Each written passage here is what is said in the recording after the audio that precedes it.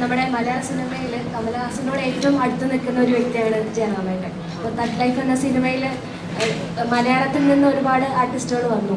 Joju George, ഐശ്വര്യലക്ഷ്മിയൊക്കെ. അപ്പോൾ Joju George, ഐശ്വര്യലക്ഷ്മിയൊക്കെ വന്നിട്ടുണ്ട്. അപ്പം ജയറാമേട്ടൻ ഉണ്ടാവുമോ തഗ് ലൈഫിൽ? നമ്മൾ ഉണ്ടെന്ന് തന്നെയാണ് എൻ്റെ വിശ്വാസം. കാരണം ഇതിൻ്റെ തുടക്ക ഡിസ്കഷൻ സമയത്തൊക്കെ ഓഫീസിൽ ഞാനും ഉണ്ടായിട്ടുണ്ട്. അപ്പോൾ ഞാൻ ഉണ്ടെന്നുള്ളത് തന്നെയാണ് വിശ്വാസം. ഉണ്ടെങ്കിൽ തീർച്ചയായിട്ടും പറയാം. ഇതുവരെ അത് കൺഫേം ആയിട്ടില്ല.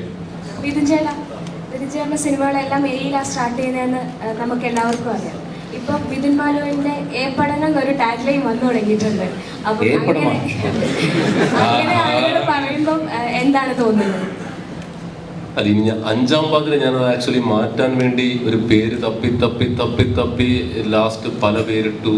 ഒരു തരത്തിൽ നടപടിയിൽ അസുരൻ എന്നൊരു പേര്, അത് വീണ്ടും കറങ്ങി തിരിഞ്ഞ് എയിലേക്ക് വന്നു.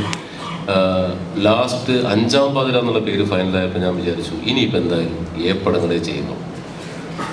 ആക്ച്വലി ഇടയ്ക്ക് ഞാൻ ചോദിച്ചായിരുന്നു ശരിക്കും ഒരു ഏപ്പടം ചെയ്ത് നോക്കിയാലോ എന്ന് വരെ ആലോചിച്ചിട്ടുണ്ട്. അതും ആ പരീക്ഷത്തിൽ പോലും ചിലപ്പോൾ മുതിർന്നേക്കാം. അതിൻ്റെ പേരപ്പോൾ വെറും എന്ന് മാത്രമേ ഉണ്ടാവുള്ളൂ. എന്താണ് ഇനി ആ സംവിധാനം ചെയ്യുന്ന സിനിമകൾക്കൊക്കെ എയിൽ തന്നെ ആയിരിക്കും പേരുണ്ടാവുക.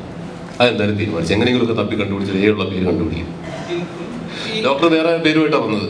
അപ്പോൾ അബ്രഹാം ഓസ്ലർ എന്ന ക്യാരക്ടറിന്റെ പേര് കിടക്കുന്ന എനിക്ക് സന്തോഷമായി. അതല്ലേ ഈ പടത്തിന്റെ പേര് കിടക്കുന്നത്? അങ്ങനെ എടുത്തിട്ടാണ് അബ്രഹാം ഓസ്ലർ. പറയില്ല. എനിക്ക് കോമ്പിനേഷൻസ് ഒക്കെ വർക്കൗട്ട് ചെയ്ത് ഇവരുടെയൊക്കെ പെർഫോമൻസുകൾ ഇങ്ങനെ വന്നപ്പം ട്രൂലി ഇപ്പം ഇതിനകത്ത് മമ്മൂക്ക, ജയറാമേട്ടൻ, ജഗദീഷ് ഏട്ടൻ അവരൊക്കെയുള്ള കോമ്പിനേഷനൊക്കെ വർക്കൗട്ട് ചെയ്തപ്പം that was actually A directors delight. എന്താണെന്ന് വെച്ചാൽ ഒരു സംവിധായകൻ എന്നുള്ള നിലയ്ക്ക് നമുക്ക് ലഭിക്കാവുന്നതിലെ മികച്ച ആർട്ടിസ്റ്റുകളാണ് നമ്മുടെ ക്യാമറയ്ക്ക് മുന്നിൽ നിൽക്കുന്നത്. അതുപോലെ തന്നെ എനിക്ക് ഒരുപാട് സന്തോഷമായ കാര്യമാണ് ഇതിലെ അല്പം ഇമോഷണൽ ആയിട്ടുള്ള ഒരു കഥയിലേക്ക് നമ്മൾ പോകുമ്പോൾ നമ്മുടെ പിന്നിലിരിക്കുന്ന പിള്ളേർ അവർ ഗംഭീരമായിട്ട് അവർ കൊടുത്ത വേഷങ്ങൾ പുള്ളൊക്കെ.